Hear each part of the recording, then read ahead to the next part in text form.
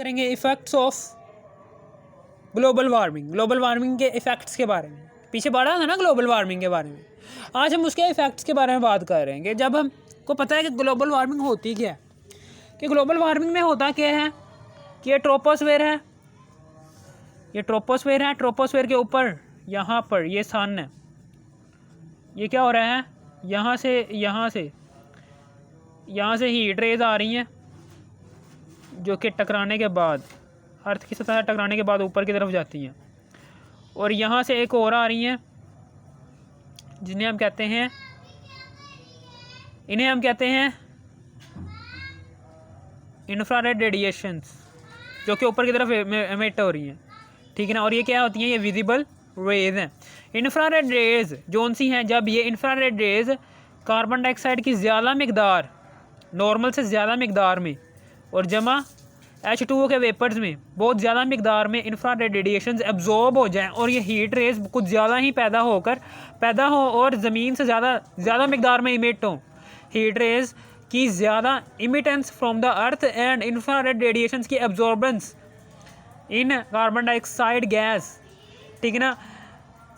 Carbon dioxide gas present है normal condition से, यानी कि नॉर्मल जो सी इसकी मकदार है, नॉर्मल मकदार से 0.03% से कुछ बहुत ज़्यादा प्रेजेंट है, जिसकी वजह से एब्जॉर्बेंस, इंफ्रारेड रेडिएशंस की एब्जॉर्बेंस बहुत ज़्यादा बढ़ गई है। इंफ्रारेड रेडिएशंस की एब्जॉर्बेंस बहुत ज़्यादा बढ़ने की वजह से टेम्परेचर जो सा होगा वो 15 डिग्री सेल्सियस से बढ़कर 30 पर चला गया है, यानी कि नॉर्मल से बढ़ गया। हम इसको कहते हैं ग्लोबल वार्मिंग हो गई है, यानी कि टेम्परेचर का नॉर्मल टेम्परेचर से 15 डिग्री सेल्सियस टेम्परेचर से बढ़कर 30 पर चले जाना, 40 पर चले जाना, 50 पर चले जाना, इसको कहते हैं due to increase in gas, carbon dioxide की कंसनट्रेशन ज़्यादा होने की वजह से। अब कार्बन डाइऑक्साइड के इंक्रीज़ हो चुकी है, ठीक है ना। इंक्रीजिंग एटमॉस्फेरिक टेम्परेचर क्या हो गया, इंक्रीज़ हो गया। एटमॉस्फेरिक टेम्परेचर इंक्रीज़ हो गया है 0.05 सेल्सियस एवरी ईयर बढ़ रहा है हर साल।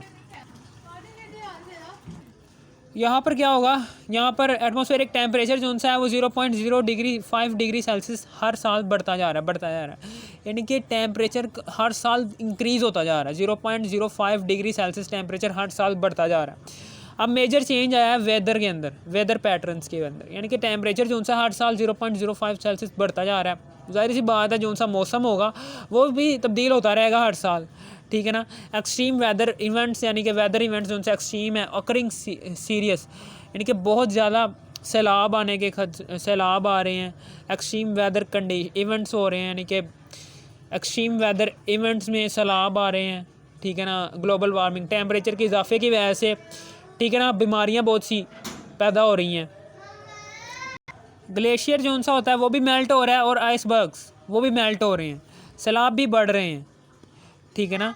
ग्लेशियर यहाँ पर क्या है, यहाँ पर ग्लेशियर भी पिघल रहे हैं क्योंकि टेम्परेचर बढ़ रहा है हर साल। 0.05 सेल्सियस के शिरा से ग्लेशियर भी पिघल रहे हैं, जो उनसे नॉर्थ पोल और साउथ पोल में जो उनसे ग्लेशियर्स हैं वो भी पिघल रहे हैं।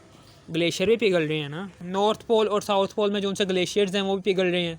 ग्लेशियर और आइसबर्ग्स जो उनसे हैं वो भी पिघल रहे हैं, ठीक है ना। आइसबर्ग्स जो उनसे समुंदर की लहरों, समुंदर में तैरते रहते हैं आइसबर्ग्स, और ग्लेशियर जो उनसे होते हैं ये पहाड़ों पर मौजूद होते हैं, बर्फ़ जो उनसे पहाड़ों पर मौजूद होती है, ग्लेशियर उसे कहते हैं। आइसबर्ग्स जो समुंदर के अंदर आइसबर्ग्स, बड़े बड़े बर्फ़ के पहाड़ तैरे होते हैं, हम उसे कहते हैं आइसबर्ग्स, वो मेल्ट हो रहे हैं, जिसकी वजह से सैलाब भी बढ़ रहे हैं, ठीक है ना।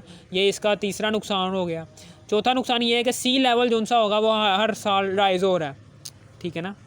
आपको पता है कि सी लेवल राइज़ क्यों हो रहा है, क्योंकि ग्लेशियर और आइसबर्ग्स जैसे ही पिघल रहे हैं ना, जब ये पिघलेंगे, को पता है कि जब ये पिघलेंगे तो पानी की मकदार किधर जाएगी, सैलाब से सीधा समुंदरों में गिरेगी ना। समुंदर जो से होंगे, जिसकी वजह से समुंदर की जो सी सतह है वो भी दिन ब दिन बढ़ती जा रही है, क्योंकि ग्लेशियर और आइसबर्ग्स जो से हैं ये भी समुंदर, साउथ पोल और नॉर्थ पोल जो सा है उसके साथ समुंदर है, उसके साथ सी है।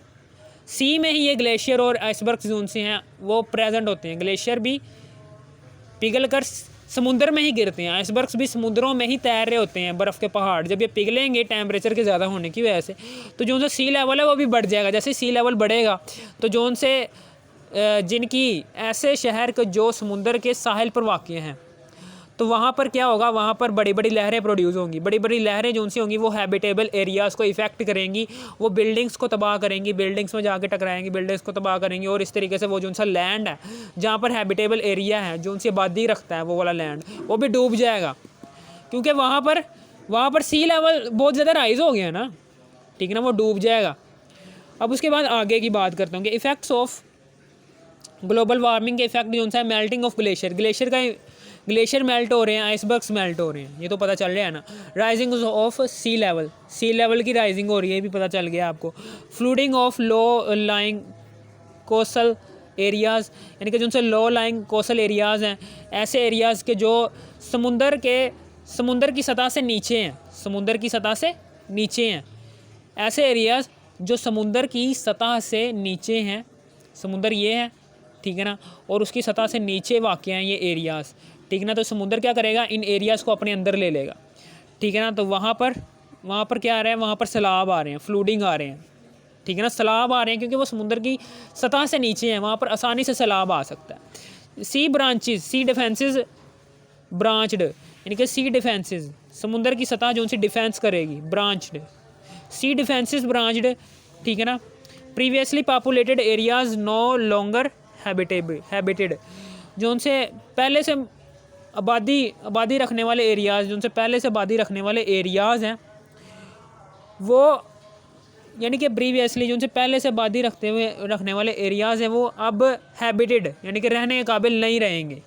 जब वो उसकी सतह समुंदर की सतह से मैच नहीं करेगी, यानी कि उसकी सतह समुंदर की सतह से नीचे रहेगी, तो वहाँ पर सैलाब आएगा। सैलाब आने की वजह से वहाँ पर क्या होगा, वहाँ पर जो से पॉपुलेटेड एरियाज़ हैं वो चले जाएंगे, समुंदर का हिस्सा बन जाएंगे। जैसे वो समुंदर का हिस्सा बन गए तो वो हैबिटेबल नहीं रहा, अब वो समुंदर के अंदर चला गया, समुंदर के अंदर समा गया, ठीक है, समझ आ गई। ये थे कुछ इफ़ेक्ट्स ऑफ ग्लोबल वार्मिंग, जो से 4 पॉइंट्स लिखे हुए थे वो भी, और ये जो से 4 पॉइंट्स आपकी किताब में लिखे हुए थे, डब्बे में लिखे हुए थे, ये वाले 4। फिर उसके बाद exhaust gases, for example exhaust gases consisting of exhaust gases जो से कार्बन मोनोऑक्साइड, नाइट्रोजन मोनोऑक्साइड या फिर नाइट्रिक ऑक्साइड जो से हैं, ये हाइड्रोकार्बन्स जो से हार्मफुल गैसेस हैं। ये कार्बन मोनोऑक्साइड साइलेंट किलर है, नाइट्रोजन मोनोऑक्साइड आपको पता है कि ये सल्फ्यूरिक नाइट्रिक ऑक्साइड बनाती हैं, जो कि एसिड रेन का बायस बनता है। ये दोनों गैसेस एग्जॉस्ट कैटालिटिक इन्वर्टर में जाते हैं। जैसे ही कार्बन मोनोऑक्साइड और नाइट्रिक ऑक्साइड जो है ये कैटालिटिक इन्वर्टर में दाखिल होते हैं। कैटालिटिक इन्वर्टर जो है गाड़ियों के अंदर लगा होता है, ये कन्वर्ट कर देता है इसको कार्बन डाइऑक्साइड नाइट्रोजन को, और पानी में कार्बन डाइऑक्साइड नाइट्रोजन और पानी के अंदर, पानी के वेपर्स के अंदर इन गैसेस को कन्वर्ट कर देता है, जो कि कार्बन डाइऑक्साइड पौधों के लिए फ़ायदेमंद है। नाइट्रोजन हमारे एनवायरनमेंट में 99% हिस्सा बनाने में फ़ायदेमंद साबित होती है। H2O के वेपर जो उनसे होते हैं, ये बारिश बरसाने में बहुत अहम किरदार अदा करते हैं। एग्जॉस्ट गैसेस, चूँकि ये एग्जॉस्ट से निकल रही हैं गैसेस, इसलिए हम एग्जॉस्ट गैसेस कहेंगे। ये एग्जॉस्ट के अंदर जा रही हैं ये वाली गैसेस, इसलिए हम इसे भी एग्जॉस्ट गैसेस कहेंगे। जो उनसे एग्जॉस्ट गैसेस हैं, ये एग्जॉस्ट है। एग्जॉस्ट के अंदर हार्मफुल गैसेस जो उनसी हैं, कार्बन मोनोऑक्साइड, नाइट्रोजन मोनोऑक्साइड, ये कन्वर्ट हो रही हैं हार्मलेस गैसेस में, carbon dioxide gas, nitrogen gas और वाटर वेपर्स में, ठीक है ना। हम इसे कहेंगे, ये क्या है, कैटालिटिक इन्वर्टर। कैटालिटिक इन्वर्टर का मैंने आपको बताया है, ठीक है। यह एक और डब्बा बना हुआ है आपके पेज के पीछे, ठीक है ना। इफेक्ट्स ऑफ ग्लोबल वार्मिंग के बाद एक डब्बा सा बना हुआ है, उसके अंदर ये कैटालिटिक इन्वर्टर लिखा हुआ है, वो भी मैंने आपको बता दिया है। समझ आ गई होगी आपके बात। Good bye, thanks for watching me. अगर ये वीडियोस पसंद आ गई हो तो इसको लाइक भी करना और सब्सक्राइब भी कर देना।